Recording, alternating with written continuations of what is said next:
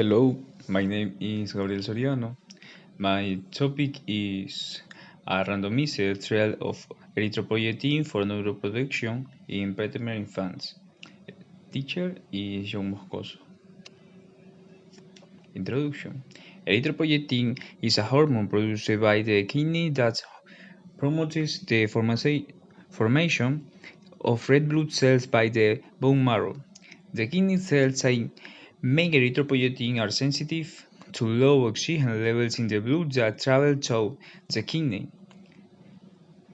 These cells make and release erythropoietin when the oxygen level is too low. A low oxygen level may indicate a diminished number of red blood cells or hemoglobin molecules that carry oxygen through the body. The endocrine system regulates many body conditions with feedback loops. Each feedback loop has the following components: stimulus, a change in a body condition; production cell, an endocrine cell that produces a hormone after being affected by stimulus; hormone, the signaling chemical; target cell, a cell receptive to the hormone; action, what the cell does when affected by the hormone; response, the overall change in controlled body condition as a result of the feedback loop. Production of erythropoietin, or EPO, is part of hormonal regulation of blood oxygen. Low blood oxygen stimulates kidney cells to secrete EPO.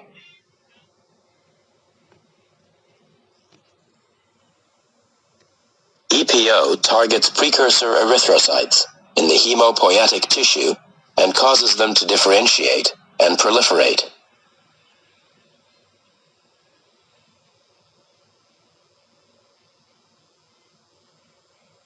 Increased numbers of mature red blood cells are released into the blood, increasing its oxygen-carrying capacity. Blood oxygen level is restored to normal.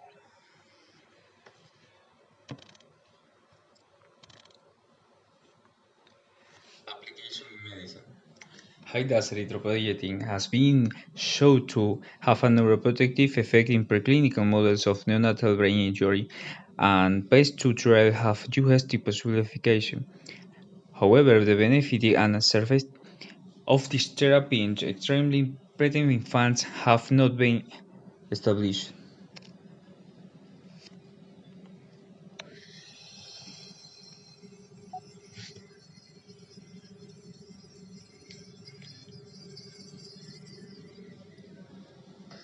Welcome to 5 Minute School. Today's video we're going to be talking about erythropoiesis, and this is the process of red blood cell production, or erythrocyte production.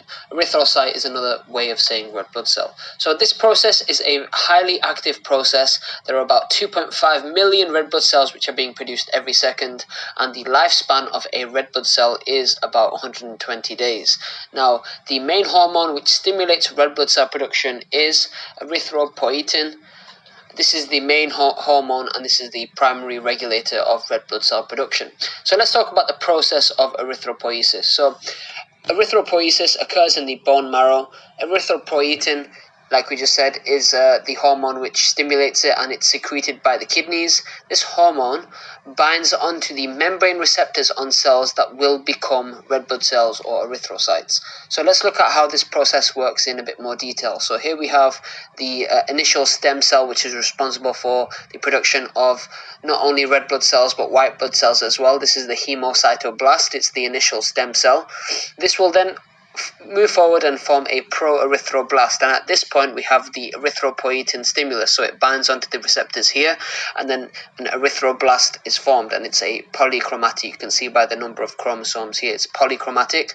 Then the erythroblast will become a normoblast, and from here it will have its nucleus expelled out, and it will become a reticulocyte. And as you can see, these processes are occurring in the bone marrow here, and then following on from this, the reticulocyte will form the erythrocyte, and which will go into the blood. So this is the process of erythropoiesis. Now let's talk about its regulation.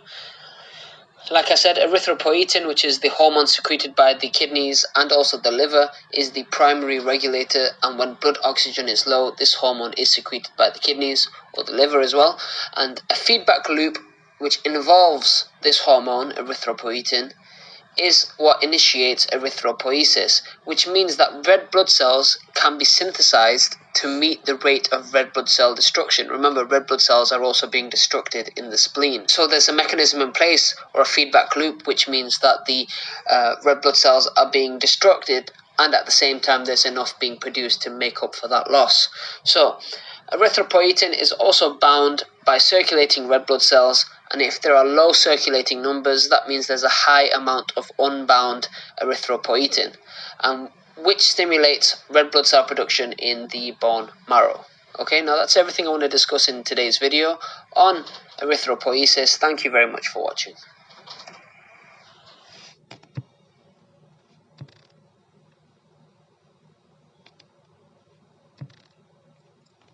Pros and cons. Pros.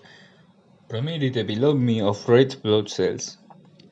Initially, the synthesis of hemoglobin, the molecule within red blood cells starts transporting oxygen.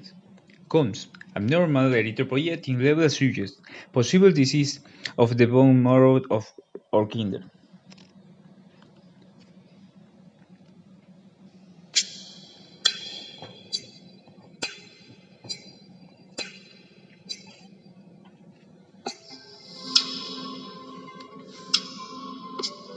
Erythropoiesis is the process of erythrocyte development.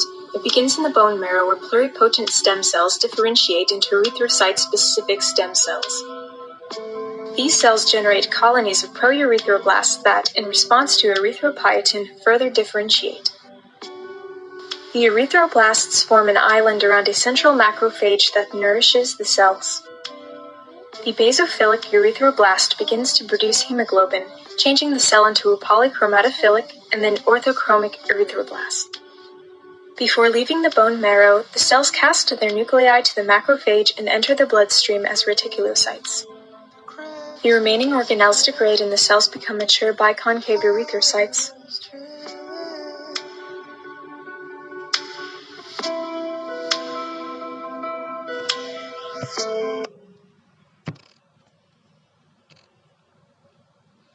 Issue appeared in Ecuador. In Ecuador, the early administration of a projectin within the first 8 days of life seems to reduce the number of transfusion requirements in premature babies. A small reduction might be important clinically, as EPO does not limit the number of exposure to humans.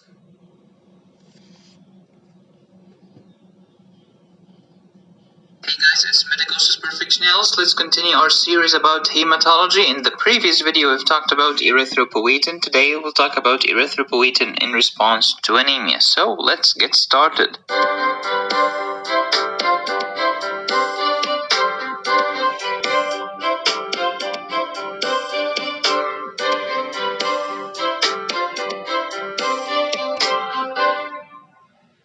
First, let's start by answering the question of last video. What are the tumors that secrete APO? Here are some of them. Renal cell carcinoma, yes, because the kidney is the main source of erythropoietin in adults.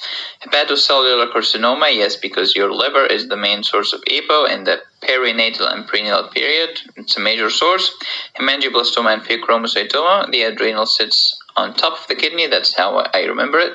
And let me begin by proposing a serious question. Why do we see more symptoms of extramedullary hematopoiesis in cases of beta thalassemia more than alpha thalassemia? By extramedullary hematopoiesis, I mean frontal bossing, chipmunk faces, and crow-cut skull, also known as hair on end appearance. There are several reasons for that. Number one, there are more patients with beta thalassemia than there are with alpha thalassemia. It's a classic selection bias. For example, in the medical community, we know more about tuberculosis than we know about amyotrophic lateral sclerosis. It's a selection bias. We have seen more patients with TB than we have seen patients with ALS. So, of course, we know more about TB than ALS. Same thing here. Beta thalassemia is more prevalent than alpha thalassemia. We have seen more patients with beta thalassemia than we have seen patients with alpha thalassemia. So keep that in mind.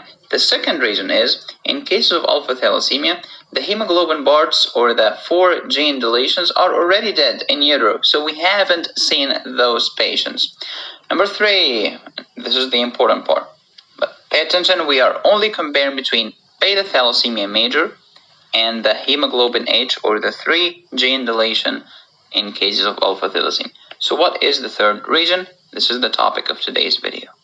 As you know, the main purpose of EPO in life is to stimulate the bone marrow to produce more red blood cells. So the main stimulant for EPO is, you guessed it, hypoxia and anemia. Because in anemia there is hypoxia, absolutely. But the response is not linear, it's exponential. So here's hemoglobin concentration. Here you are normal, you're normal, you're normal. Until you get here, okay, then EPO starts to rise gradually, but then exponentially. It's not linear. It's not like that. This is called linear. It's not linear. It's exponential. Which means the lower your hemoglobin concentration, the greater the increase of serum EPO. So a decrease from here to here is not that bad. But a decrease from here to here is horrible. Why is it horrible? A, you have no oxygen. B, you have loss of EPO causing extramedullary hematopoiesis. Because first, EPO goes to the bone marrow to stimulate the bone marrow, and the bone marrow is working like crazy. But we need more, so we need help from extramedullary sites. That's why we have symptoms of extramedullary hematopoiesis. What does that have to do with beta thalassemia and alpha thalassemia? I'll tell you. So, generally speaking, beta thalassemia patients have a hemoglobin level around here, around like 6 to 7 or something like that. Alpha thalassemia major with 3 gene deletion usually have a hemoglobin concentration of 8, 9, something like that. So that's why we have lots of EPO in cases of beta thalassemia major. Way more than alpha thalassemia major. That's why we have more EPO in beta thalassemia major and more symptoms of extramedullary hematopoiesis. So clinical take-home points. A drop of hemoglobin from 8 to 6 is far worse than a drop from 14 to 12. Why? EPO is exponentially related to the decrease of hemoglobin. Thank you so much for watching. Don't forget to subscribe and please... Conclusion. HIDAS erythropoietin in treatment administrator to extremely prevent infants from 24 hours after birth through 32 weeks of postmenstrual age did not result in a lower risk of severe neurodevelopmental impairment or death at 2 years of age.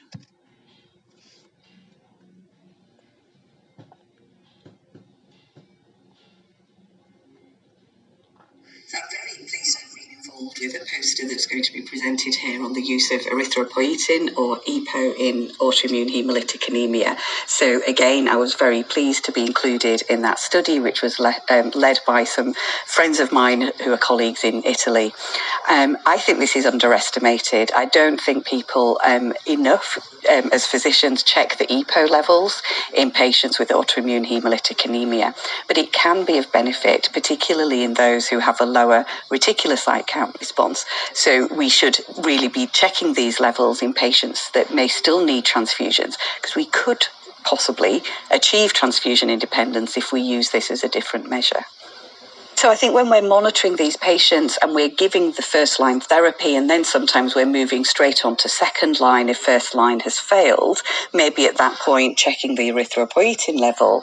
And if the erythropoietin level is inappropriately lower than you would expect for the degree of hemoglobin, which obviously might mean it's elevated a little bit, but not to the extent that you would expect for someone with anemia, then exogenous administration of EPO can certainly try and improve that hemoglobin level further. Thank you for your attention.